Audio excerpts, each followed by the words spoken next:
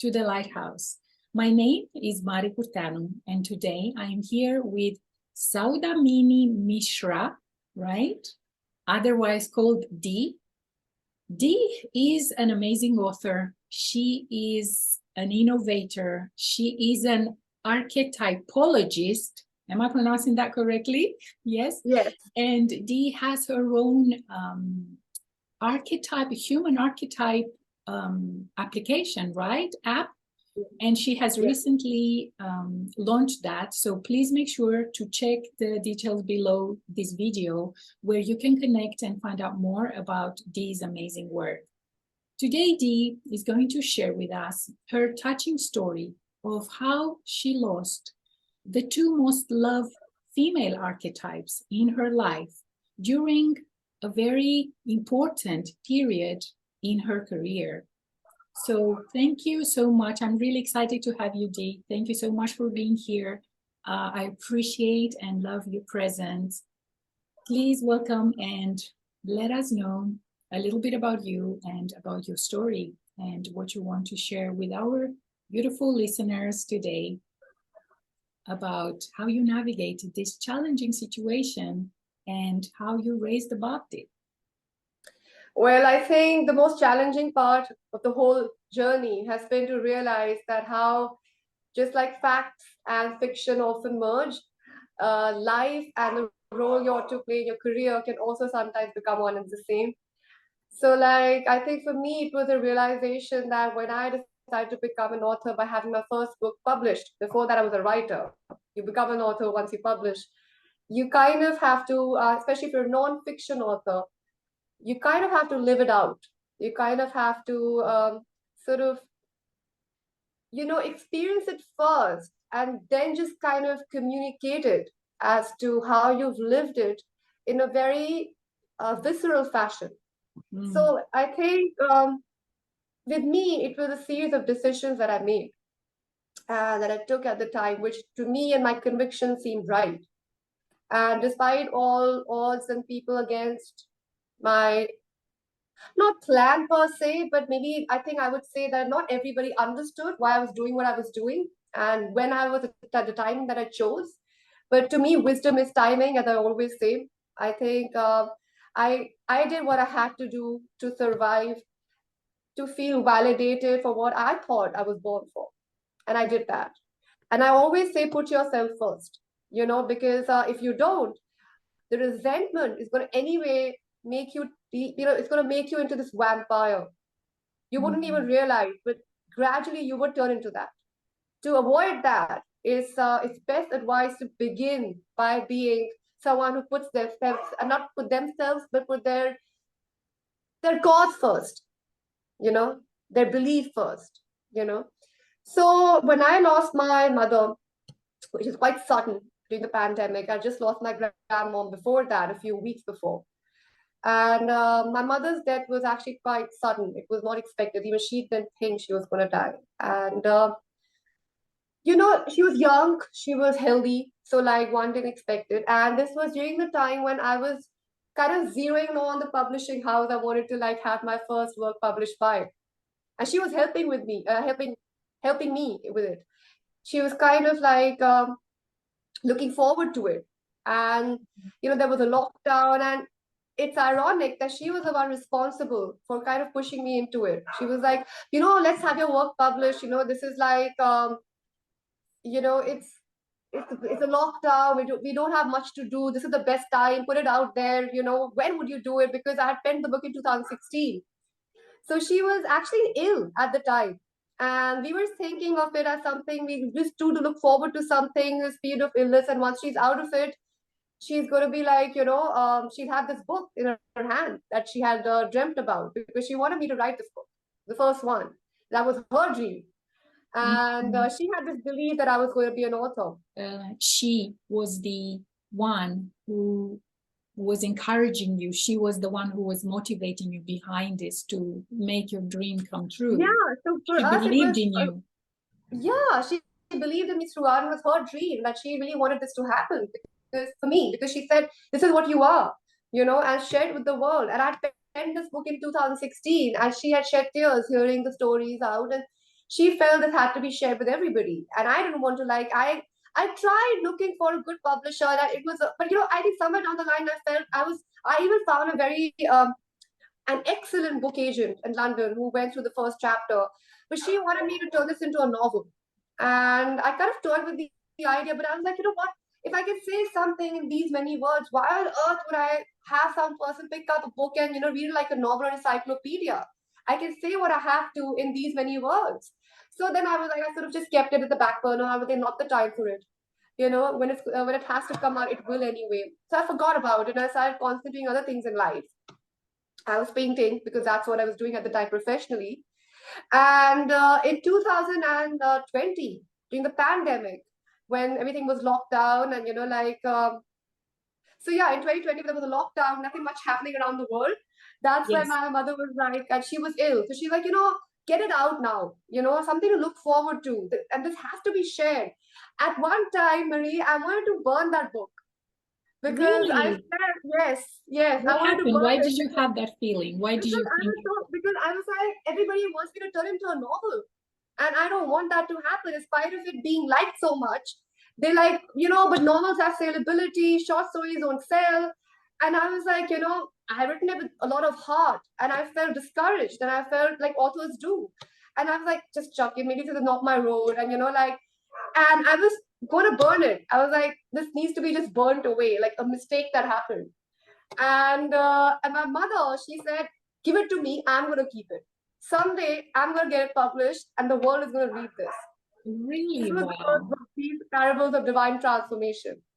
And she wanted me to like actually give it to her so she can like just keep it away in the closet somewhere and she's going to have it published. She has so much of faith in it. Wow. And I did. I had given up. And then finally, because of the lockdown, we sort of got pushed and propelled towards this direction more actively. She said, just come out with it now. Let's see how people react to it. Yeah. And I was like, okay, nothing else to do. People were not going to go for art exhibitions in the lockdown. And that's when I realized that, wait a minute, this is what I always felt. So Marie, I initially wanted to always like, this was my dream to combine my painting with my writing, to sort of form a system which can help people.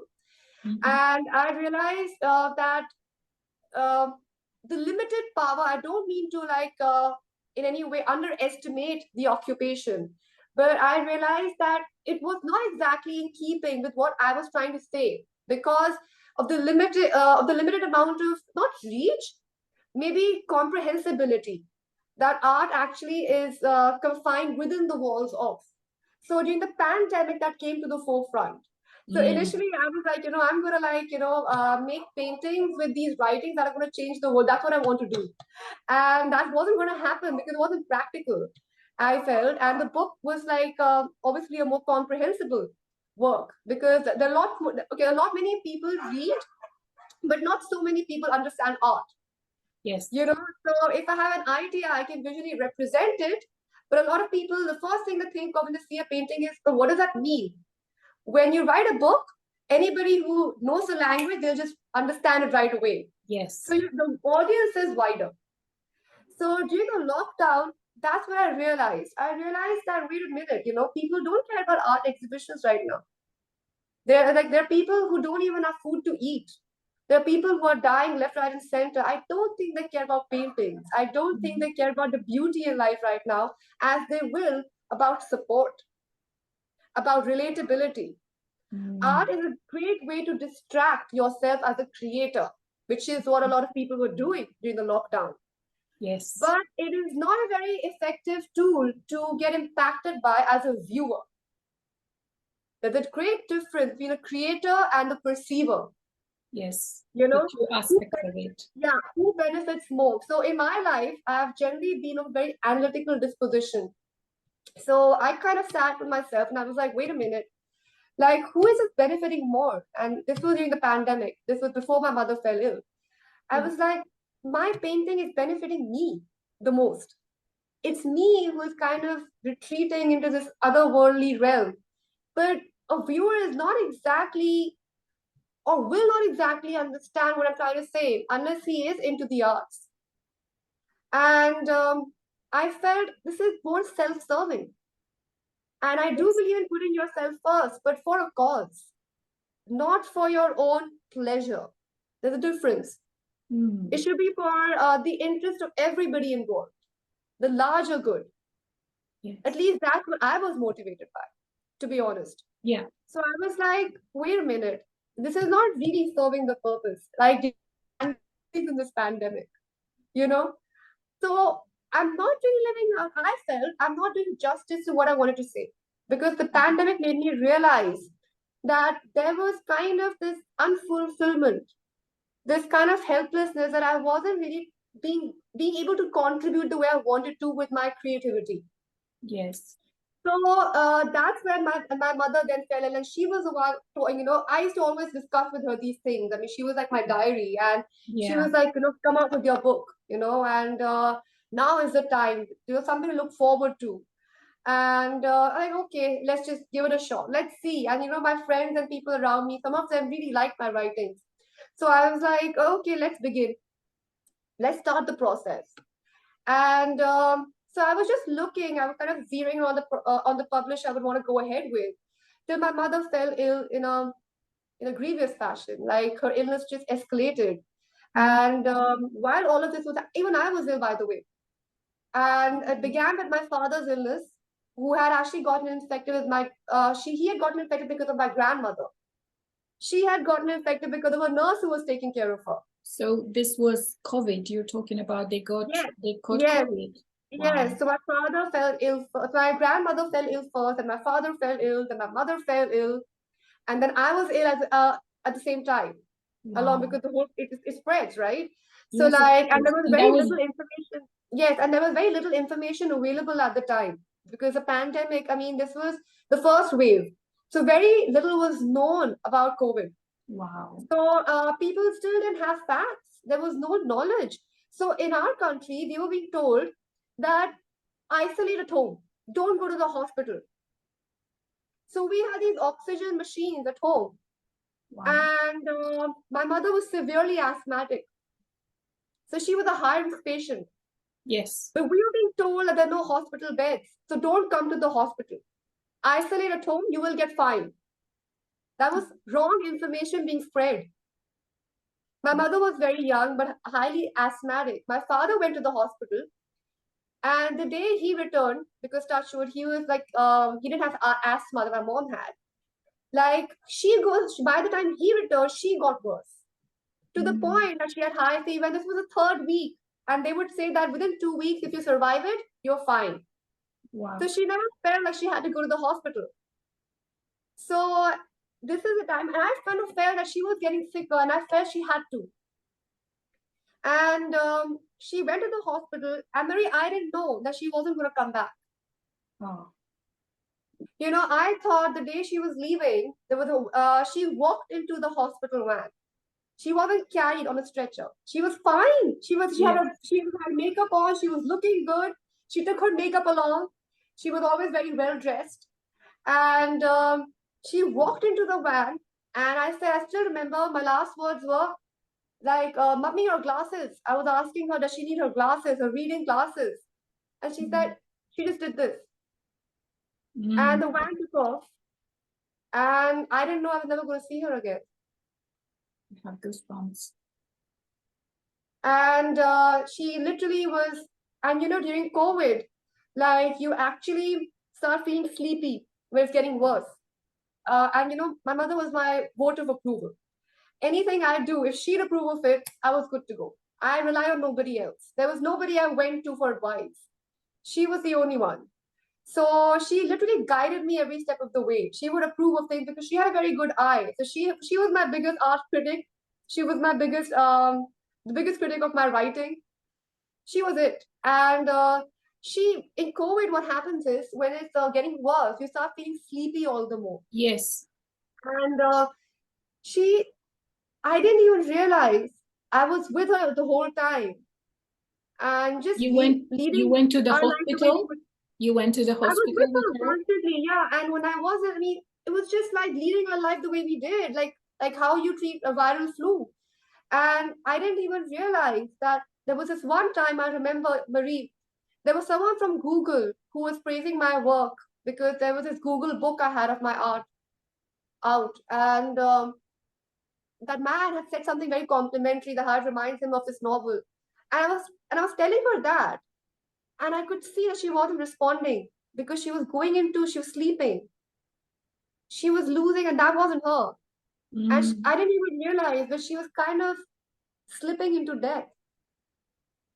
And I didn't realize that. You didn't realize that at the I time. was lying there on the couch, reading out to her what was like reading out a compliment. And then she was the first, and she was otherwise the first person to like get like joyous at every compliment my work would receive. And she wasn't being able to respond. And now when I look back, I realize that every passing day, she was walking into death. I was seeing that in front of me, and I didn't realize. You And didn't only realize it at the time? when I started realizing that she was really ill, when her fever was getting up. I mean, it was like going up to the extent that was, she had, I think, 102 fever or something. And I was like, this is not right. She was looking ill, and I think it's the fever. It's the high fever that made me realize that she is not doing well. She needs to go to the hospital. And then only then we had gotten tested, and the doctor told me to the lab that she's a high risk patient. That's when I realized that she needs to go to the hospital. And then I threw a fit. She didn't want to. She said, if I don't get okay by tomorrow, then I will. She didn't get okay the next day. That's the night my father came. He couldn't sleep because he was seeing how progressively she was getting ill. And he was weak himself. He had just returned from the hospital. I was sick myself.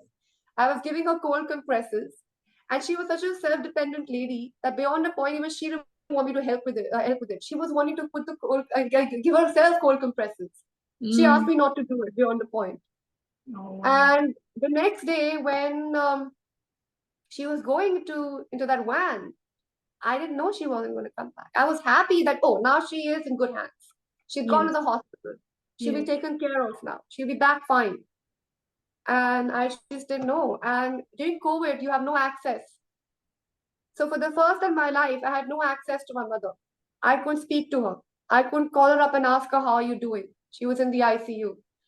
I spoke to her once when they were, I think, going to take her into the ICU. And she didn't want to go. And I said, just go, you'll be back in a day. Yes. And she said, yeah, okay. And that's it. It was like a 2-minute conversation or something. And that's the last time I spoke to her. Wow. I'm so sorry for your loss. Really. Must have And been. then when I actually, and then like, I think I do remember that point of not having access to her.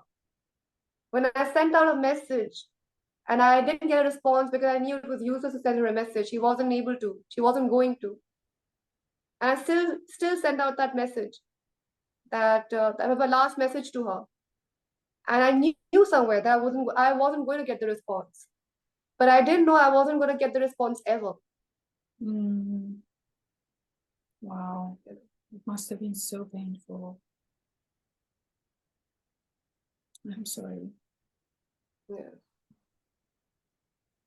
So anyway, that happened. And what happened afterwards? How did that affect you when you realized that the one that was your confidant, the one that was your, quote unquote manager in all aspects of everything that you were doing about your new project, your book, how did you feel that also when you realized that she wasn't going to be there to answer and to validate in a way and help you on your path? How did you manage to move past or through that? I think, Marie, the day my mother died, she was highly claustrophobic. And she had a fear of closed spaces. She couldn't even take an elevator ride. She was that uncomfortable. She wouldn't go to a place if it meant reaching that place through an elevator. And one day I suddenly see her body come out of a closed refrigerator, of a small refrigerator in the morgue. And I think I died that day too. I don't think I've been alive after that. I think at least that Saudamini died. That was my death as well. And I knew that I wasn't going to be the same person ever again. And I haven't. And so I think to ask this question that how did I deal with it would be wrong, because that Saudamini didn't deal with it. She died. Yes, and there was a new Saudamini reborn. There was a new Dhi born. And that's it. So everything had changed. The way I thought, the way I perceived the world, the way I was going to take my decisions now. But there was one thing for sure that I actually decided. And I was like, one thing I would not do now is act because of protocol. Because right after my mother's death, before that as well, I anyway had a lot of personal challenges. My mother's death was just the last straw. And this friend of mine, she said something very meaningful at the time. She said, because she knew the significance my mother had for me in my life. And she had said, it's like you have to flow out of your nest now. It's because now you have to play the role she was playing. You have to play that role in other people's lives. It's now your time. So understand that how cycles have to end. But I think in my case, what did happen was, Marie, that the only active decision, I think the only thing I actively thought of, I'm like, this is what I'm going to do from now on, was that I was not going to go or function according to protocol, doing things because they had to be done, doing things because that was tradition, doing things because it was expected of me, doing things because the rules said so, doing so because things that had happened for so long that seemed unnatural to not do them anymore. So I was like, I'm going to do exactly what I think is right now, what appeals to my sense of justice, my principles, my integrity. I would do just that, nothing more, nothing less. She was the only person I would obey. And I was like, with her gone, I'm going to obey this. Yes. Okay, if I don't agree with something, if I'm seeing something I don't like, if I meet someone I don't like, I'm not going to give into it. It has to appeal to me, to my mind, to my sense of justice, to my sense of righteousness, to what my belief system is. I'm going to be completely true to it. And I'm going to put myself first. I wouldn't care who's getting hurt. And this is not selfishness, but I'm not going to hurt myself. I have to be my own mother because I don't have a mother anymore. I have to protect myself. I am going to make sure I don't hurt anyone, but I'm going to first make sure I don't hurt myself. That is powerful. I have to defend myself, protect myself. Only then can I be responsible and defend and protect those who are around me. Because after my mother, I didn't even realize how everybody was suddenly looking at me to be the decision maker. Suddenly I had responsibilities I hadn't signed. So now you were just saying, suddenly I was the one who had all the responsibilities. Yeah, and I didn't even realize it. It was something our house held. Who was sick as well.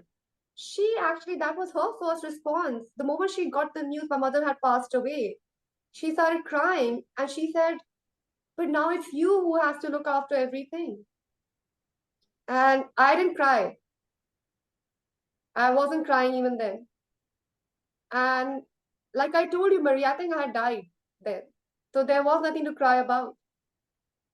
And I was like, wait a minute, how? I mean, just yesterday she was there. Now suddenly I had people coming to me, asking me questions, what to do, where to go, which today, like now, it's in fact even gotten like the responsibility is bigger. I have now that many people coming up to me, even if it was my work.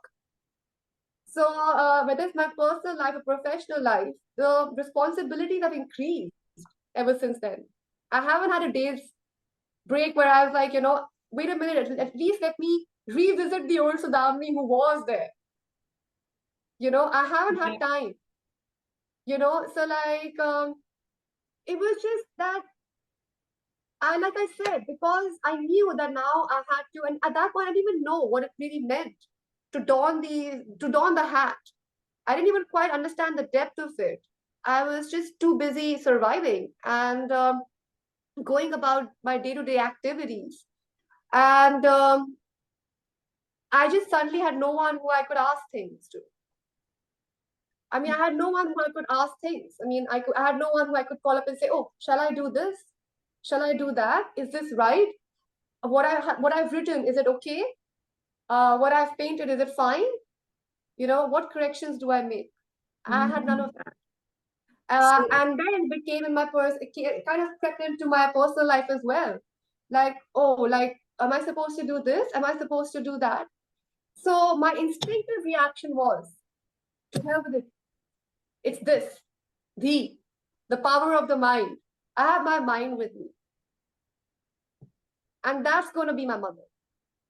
My mother is here. yeah, she lives within you, right? And I She said, does. and Marie, it's a very important lesson people have to learn, that you and I are not our family. You and I are not our mother, our father, our sister, our brother, our friend. You are Marie and he. This is my identity. And I have to first and foremost be true to what I believe in, to do justice, or to actually be fair to even other people around me. So I was like, you know what? If I am not convinced of something, I'm not going to do it. If I'm not convinced of what I should be, like, I won't be told by anyone to do something anymore. Okay? Or even if it's expected of me, I will only do it if I think it's right. If I'm convinced that this is the right thing to do, I will do it. And that's commitment, because I'm a firm believer of commitment. I feel once you've committed to something, you don't back off. Unless universe has other plans for you where you have to without any choice. Yeah. And that universe's role that you can't quite eliminate from your life. But in your own capacity, always live up to a commitment.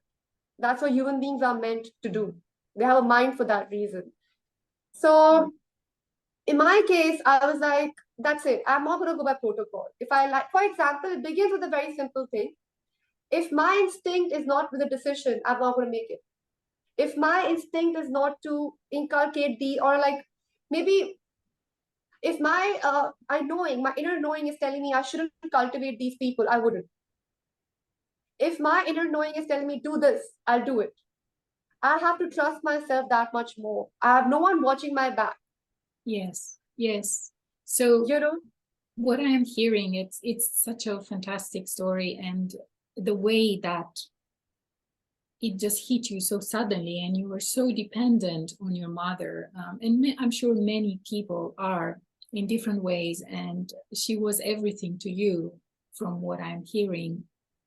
And then after her passing, sudden passing, it sounds like you, and you also said that there was a part of you that was gone with her at the same time. And this another part of you emerged, the part of you that has decided to be her own person and to depend on herself and to listen to her instinct, to her own mind, to her own being, and do things the way that she wanted, not following the benchmarks or the status quo. And this person is someone that emerged as a result of that situation, of that massive life crisis that you experienced. And it's incredible to see how you lead your life now as an author, as a person that has achieved so much and is doing so much and shares so much art and inspiration. And through your writing, through your creation, through your paintings, which you're still painting, right? yes, I love straight matte paint as well. Yeah. And I want to ask you something, Dee, if you don't mind. This is something that I ask my beautiful guests, is that if someone in the audience right now can hear you and they are experiencing what you were experiencing at the time, what would you tell them? That makes So as sense. I said, Marie, back then, I did commit myself to a cause. My book was an extension of that. I think it's kind of ironical how a lot of things kind of coincided. Because right after my mother's death, the book I was supposed to publish, I temporarily forgot about it. I don't think I was in the space to think of publishing it then. Of course. And it was only a few months or a few weeks later that I was like, maybe a month or two later, I was like, you know what? I'm going to publish it. I think that's when that inner knowing part stepped in, that I'm going to listen to myself. Something was telling me I should do this. This is going to help people. And I think that was a new sort of Saudamini / Dhi that entered, that this is my cause. This is what I'm going to live for now. Mm. I'm going to live for this, my system. She had faith in it, in my writing, and in whatever I had to say and do. She had faith in whatever I did. Now it's my turn to make it happen. It's my turn to put that faith in Saudamini. It's my turn to have as much belief in me as she did and to execute it. So I'm not going to sit back, and my disposition is a very restless one. I'm not a person who can go without not doing anything even for a few hours. I have to be on the go. So I was like, I'm not going to do all the, like weeping under the sheets and, asking God why. And, like, I am going to ask him why, but I'm going to do it through my writing. I'm going to do it through my creativity. I'm going to do it through my work. I'm going to find an answer through my work. I'm going to communicate with the universe through my work. I'm going to do all the questioning, do whatever I have to through what I'm creating. So I am going to ask why, but I'm going to do it through my writing. I'm going to find an answer in my system. I'm going to create a system to find an answer because the existing systems couldn't answer. So I sat with myself like, why is this happening? And that's when these laws of 9 archetypes began to emerge. Because I was like, and had so much suddenly to like publish, because now people don't realize this. I had these many books come out back to back, not because I was penning at a furious rate, but because I had penned over the years. I had an encyclopedia of a collection of my writings. So after my first book success, then I started coming out with them. So I had collected these writings over a period of God knows how many years since I was in college, or even before that, maybe. So it's just that then there was so much to say, there was so much to hear, there was so much to learn, there was so much to create. So I had decided that I'm going to commit myself to a cause which would not leave me with much time to do things that I don't feel called to do. I lost you again. So this is just incredible. Like I just didn't want to interrupt you, but it's incredible how you decided to navigate that sea of grief, let's call it that way, in a way that it's so different than what anyone else would do. So you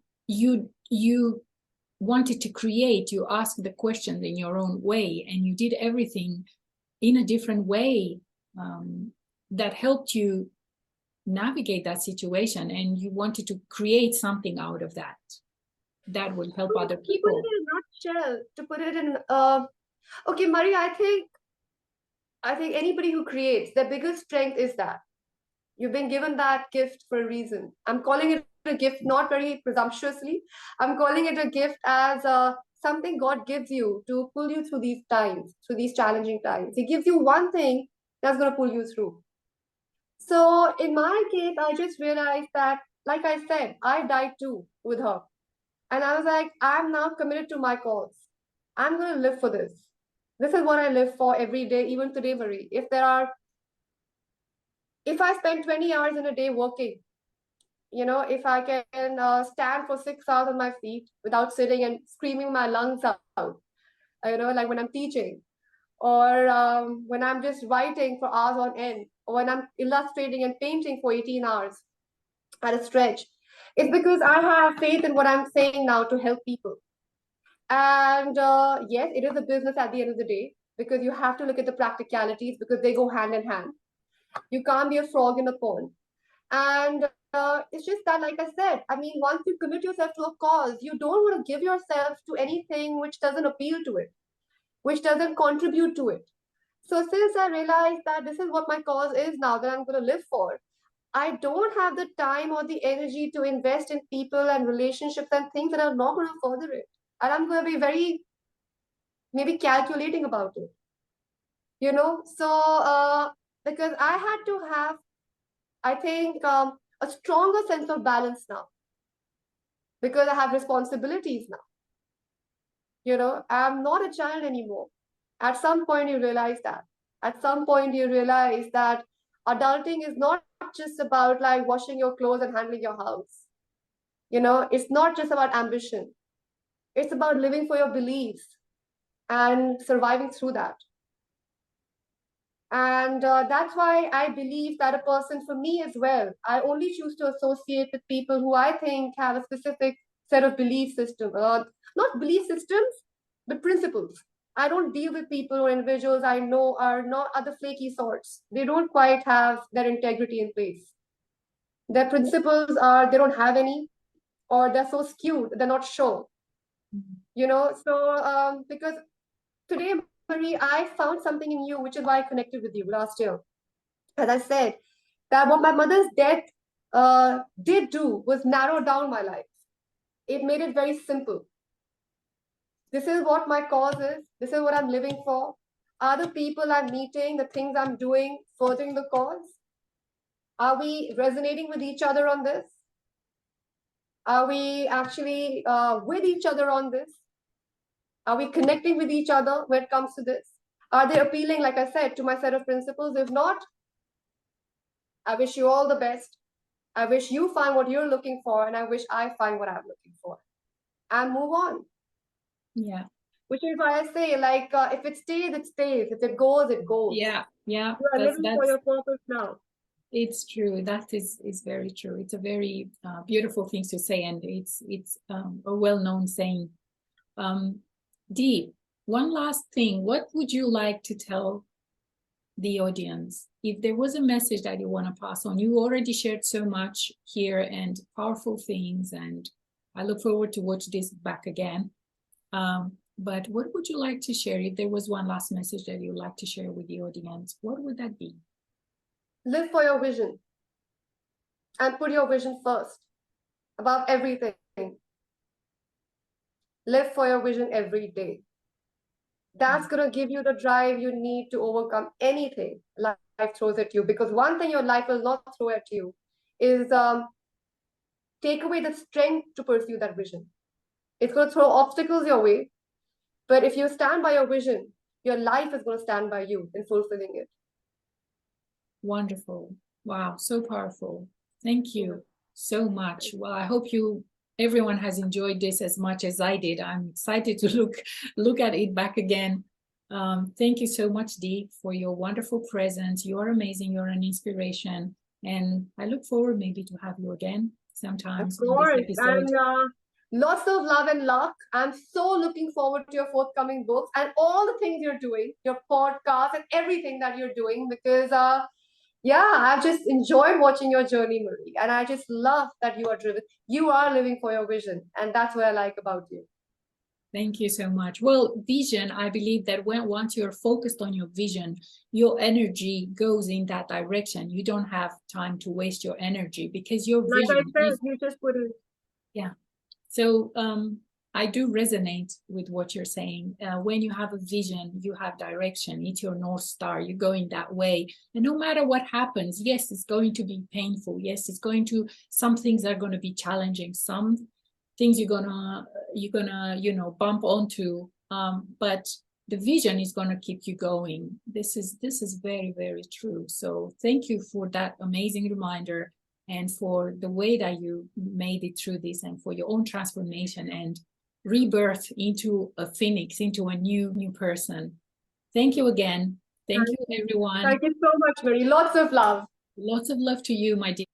I hope you have enjoyed this episode as much as I did. There is so much wisdom, so many powerful words and things to consider. Thank you for watching. Stay tuned for more on The Lighthouse coming soon.